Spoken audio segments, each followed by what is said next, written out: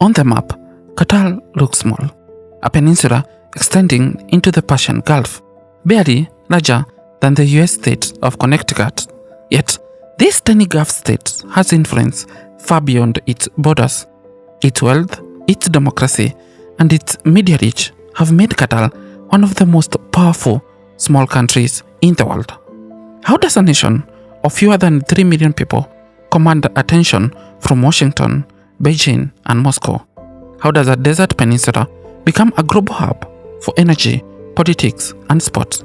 The answer lies in a combination of geography, resources, and ambition. Qatar's story is one of transformation. For centuries, it was a land of treasure divers and Bedouin tribes, a harsh desert environment where survival rests on resilience. Oil was discovered in the mid-20th century, but it was natural gas that really changed Qatar's destiny. Beneath its waters lies the North Field, the largest natural gas reserve on Earth, shared with Iran.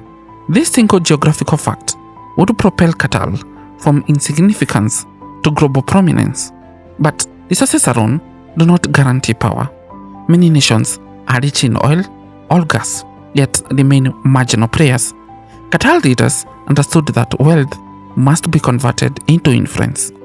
They invested in infrastructure, built a sovereign wealth fund, and positioned their country as vital to the world's energy markets.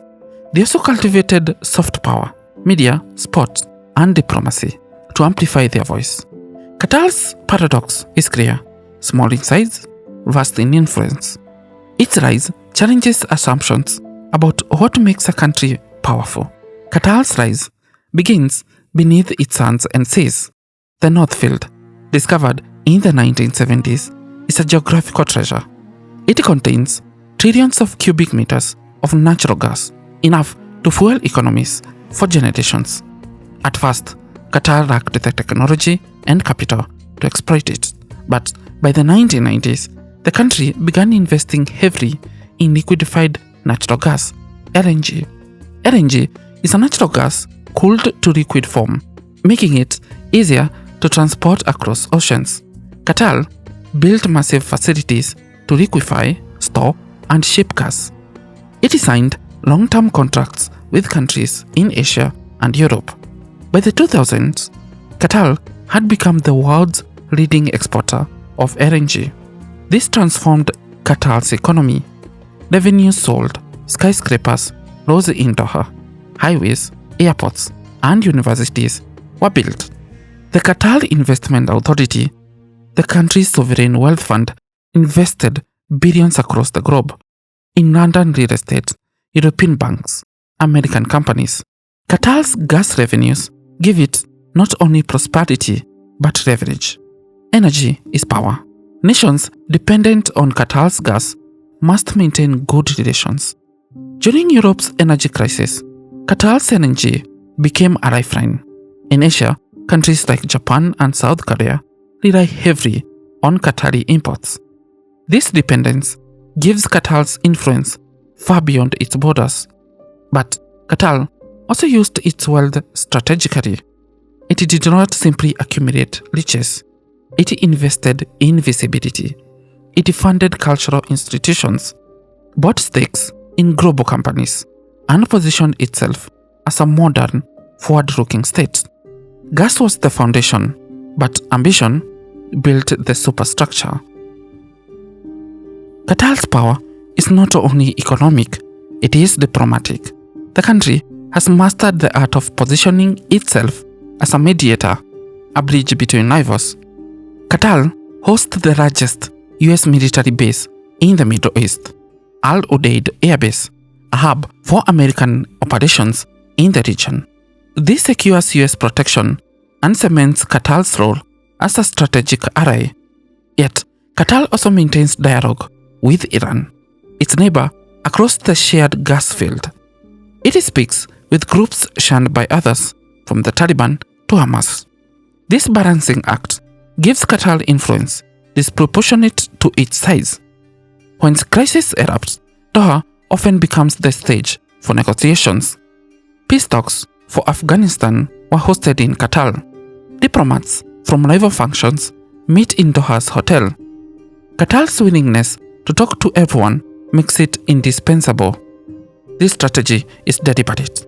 Qatar knows it cannot rely solely on military might. Its armed forces are small. Instead, it leverages diplomacy. By being useful to others, it ensures its survival. By being a mediator, it gains respect. The 2017 blockade tested this strategy.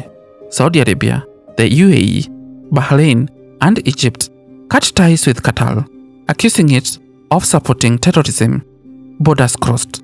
Trade was disrupted. Yet, Qatar endured. It rerouted supplies, deepened ties with Turkey and Iran, and used its wealth to cushion the blow. The blockade eventually ended, but it proved Qatar's resilience. Diplomacy is Qatar's shield and sword. It allows a small state to navigate a dangerous neighborhood.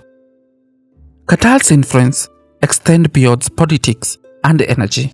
It has invested heavily in soft power. The Al Jazeera network, founded in Doha in 1996, reshaped media in the Arab world. Its coverage challenged narratives, gave voice to dissent, and projected Qatar's presence into millions of homes worldwide. Al Jazeera became a symbol of Qatar's ambition to shape discourse, not just supply energy. Sport became another pillar. Qatar bought stakes in European football clubs, sponsored global events, and in 2022 hosted the FIFA World Cup, the first Arab nation to do so. The tournament showcased Qatar's ambition to be seen not just as a Gulf state, but as a global player. Stadiums rose in the desert, billions were spent, and the world's eye turned to Doha.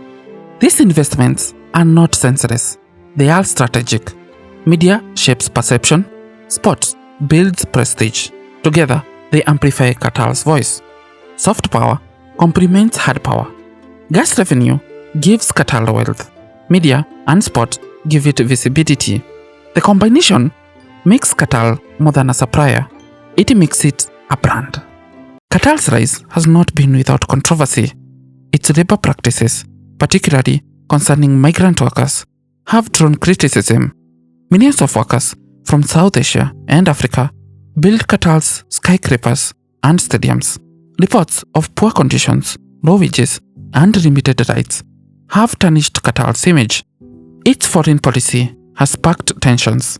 Support for certain groups has angered neighbors. The 2017 blockade was a dramatic example of regional hostility.